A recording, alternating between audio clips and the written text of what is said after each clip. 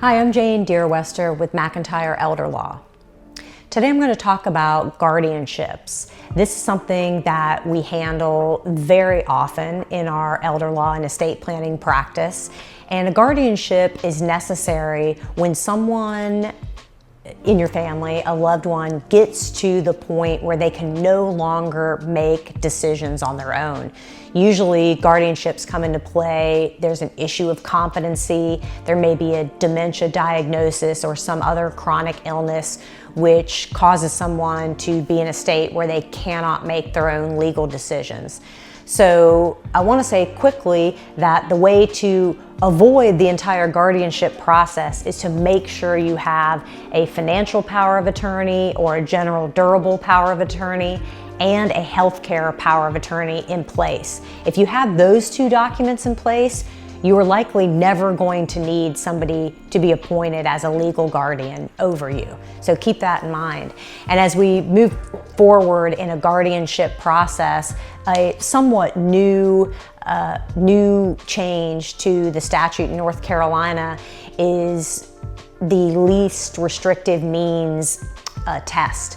And what this is the legislature trying to limit the instances where someone is stripped of their legal rights and someone else is put in charge of their legal rights. The courts really want to limit that scenario so that someone is only acting for you in those areas where it's absolutely needed. So there's a new test that's put into the law to make sure we're only appointing someone legally to act on your behalf where it's necessary. A good example of this is someone who may have had a healthcare power of attorney or an advance directive in place, but didn't have a financial or a general durable power of attorney in place.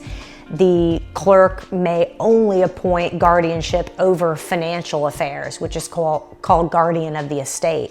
Or vice versa, if someone has a general durable power of attorney in place, but not a healthcare power of attorney, the court may appoint the person only as guardian of the person. And that's somewhat the substitute for those two power of attorney documents. But the court is going to try to limit the guardianship, and each county is different. Each county handles it a little bit differently. So it's very important to work with an elder law estate planning attorney that's familiar with your area and how your county works to determine what kind of guardianship may be best suited for your situation. Our attorneys do guardianships very often. We have a great team within our probate division that backs us up.